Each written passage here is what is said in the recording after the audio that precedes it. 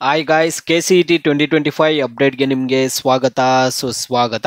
ಸ್ನೇಹಿತರೆ, CET ವಿದ್ಯಾರ್ಥಿಗಳಿಗೆ KEA ಕಡೆಯಿಂದ ಒಂದು ಇಂಪಾರ್ಟೆಂಟ್ ಅಪ್ಡೇಟ್ ಆದರೆ ಬಂದಿರುವಂಥದ್ದು. ಈಗ ಬಂದಿರುವಂತಹ ಅಪ್ಡೇಟ್ ಏನು ಅನ್ನುವಂಥದ್ದನ್ನು ತಿಳಿಸ್ಕೊಡ್ತೀನಿ. ಎಲ್ಲರೂ ವಿಡಿಯೋ ಕೊನೆವರೆಗೂ ನೋಡಿ. ಅದಕ್ಕೆ ಮುಂಚೆ ಯಾರು ಚಾನಲನ್ನು ಇನ್ನೂ ಸಬ್ಸ್ಕ್ರೈಬ್ ಮಾಡ್ಕೊಂಡಿಲ್ಲೋ ಈಗಲೇ ಚಾನಲನ್ನು ಸಬ್ಸ್ಕ್ರೈಬ್ ಮಾಡ್ಕೊಂಡು ವಿಡಿಯೋಗೊಂದು ಲೈಕ್ ಆದರೆ ಕೊಟ್ಬಿಡಿ.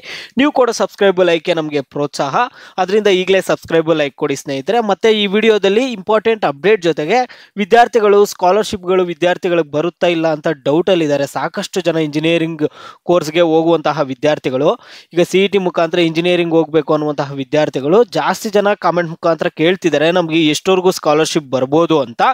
ಇದ್ರ ಬಗ್ಗೆನೂ ನಿಮಗೆ ತಿಳಿಸ್ಕೊಡ್ತೀನಿ ಸ್ನೇಹಿತರೆ. ಎಲ್ಲರೂ ವಿಡಿಯೋ ಕೊನೆವರೆಗೂ ನೋಡಿ. ಮೊದಲನೇದಾಗಿ KEA ಕಡೆಯಿಂದ ಬಂದಿರುವಂತಹ ಅಪ್ಡೇಟ್ ಏನು ಅನ್ನುವಂಥದ್ದನ್ನ ತಿಳಿಸ್ಕೊಡ್ತೀನಿ. ಇದು KEA ಅಫಿಷಿಯಲ್ ವೆಬ್ಸೈಟ್ ಅಲ್ಲ ಆದ್ರೆ ಇಲ್ಲ, ಅವರ ಒಂದು ಅಫಿಷಿಯಲ್ ಟ್ವಿಟರ್ ಅಕೌಂಟ್ ಅಲ್ಲಿ ಅವರು ಪೋಸ್ಟ್ ಮಾಡಿರುವಂತದ್ದು. ನೋಡಿ, ಇಲ್ಲಿ ಟ್ವಿಟರ್ ಅಕೌಂಟ್ ಅಲ್ಲಿ ಅವ್ರು ಏನ್ ಪೋಸ್ಟ್ ಮಾಡಿದಾರೆ ಅಂತ ತೋರಿಸ್ತೀನಿ. ನೋಡಿ ಸ್ನೇಹಿತರೆ, UGCET 2025 ದ್ವಿತೀಯ PUC ಅಂಕ ದಾಖಲಿಸಿದವರ ಹಾಗೂ ಮರುಮೌಲ್ಯಮಾಪನಕ್ಕೆ ಅರ್ಜಿ ಸಲ್ಲಿಸಿದವರ ಅಂಕಗಳ ಸಂಯೋಜನೆ ನಡೆಯುತ್ತಿದ್ದು ಜೂನ್ 2ರ ಮಧ್ಯಾಹ್ನ 2 ಗಂಟೆ ನಂತರ KEA ವೆಬ್ಸೈಟ್ ನಲ್ಲಿ ರ್ಯಾಂಕ್ ಪ್ರಕಟಿಸಲಾಗುತ್ತದೆ. ಈ ಒಂದು ಸ್ಪಾಟ್ ರ್ಯಾಂಕ್ ಯಾವಾಗ ಬರುತ್ತಂತ ವಿದ್ಯಾರ್ಥಿಗಳು ಸಾಕಷ್ಟು ಜನ ಕೇಳ್ತಿದ್ರಲ್ಲ, ಇವತ್ತು 2ನೇ ತಾರೀಕು ಮಧ್ಯಾಹ್ನ 2 ಗಂಟೆಗೆ ಬರುತ್ತೆ. ಇದು KEA ಅವರೇ ಅಫಿಷಿಯಲ್ ಆಗಿ ಅನೌನ್ಸ್ ಮಾಡಿರುವಂತದ್ದು. ಇವತ್ತು ಮಧ್ಯಾಹ್ನ 2 ಗಂಟೆಗೆ ನಿಮಗೆ ಸ್ಪಾಟ್ ರ್ಯಾಂಕ್ ಆದ್ರೆ ಬರುತ್ತೆ ಸ್ನೇಹಿತರೆ. ವಿದ್ಯಾರ್ಥಿಗಳು ಸ್ಕಾಲರ್ಶಿಪ್ ಬಗ್ಗೆ ಕೇಳೋದಾದ್ರೆ, ಸ್ಕಾಲರ್ಶಿಪ್ ಅಂತೂ ವಿದ್ಯಾರ್ಥಿಗಳಿಗೆ ತುಂಬಾನೇ ಸ್ಕಾಲರ್ಶಿಪ್ಗಳಾದ್ರೆ ಇದಾವೆ. ಸ್ಟೇಟ್ ಸ್ಕಾಲರ್ಶಿಪ್ ಇದೆ, ಸೆಂಟ್ರಲ್ ಸ್ಕಾಲರ್ಶಿಪ್ಗಳಿದಾವೆ. ನಮ್ಮ ಸ್ಟೇಟ್ ಅಲ್ಲಿ SSP ನಿಮ್ಮೆಲ್ಲರಿಗೂ ಗೊತ್ತಿರುತ್ತೆ. ಸೆಕೆಂಡ್ PUC ಅಲ್ಲೆಲ್ಲ ನೀವು ಅಪ್ಲೈ ಮಾಡಿರ್ತೀರಾ.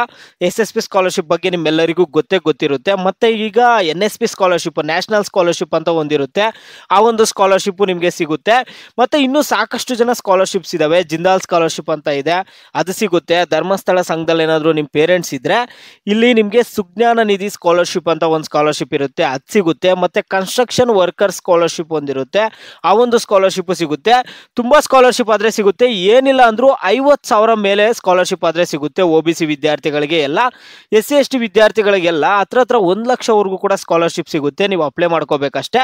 ನಾನು OBC ವಿದ್ಯಾರ್ಥಿಗಳಿಗೆ ಮತ್ತೆ ಮೈನಾರಿಟಿ ವಿದ್ಯಾರ್ಥಿಗಳಿಗೆ, SC ST ವಿದ್ಯಾರ್ಥಿಗಳಿಗೆ ಎಲ್ಲರಿಗೂ ಸ್ಕಾಲರ್ಶಿಪ್ಗಳು ಯಾವ ರೀತಿ ಅಪ್ಲೈ ಮಾಡ್ಕೋಬೇಕು, ನಿಮಗೆ ಆ ಒಂದು ಸ್ಕಾಲರ್ಶಿಪ್ ಇಂದ ಎಷ್ಟು ಹಣ ಬರುತ್ತೆ ಎಲ್ಲ ಡೀಟೇಲ್ ಆಗಿ ಮುಂದಿನ ವಿಡಿಯೋಸ್ ಅಲ್ಲಿ ತಿಳಿಸ್ತೀನಿ. ನೀವು ಯಾರು ತಲೆ ಕೆಡಿಸ್ಕೋಬೇಡಿ. ನಿಮಗೆ ಸ್ಕಾಲರ್ಶಿಪ್ಗಳು ಏನಿಲ್ಲ ಅಂದ್ರೂ ಒಂದು 50,000ವರೆಗೂ ಆದ್ರೂ ಎಲ್ಲ ವಿದ್ಯಾರ್ಥಿಗಳಿಗೂ ಸ್ಕಾಲರ್ಶಿಪ್ ಬಂದೇ ಬರುತ್ತೆ.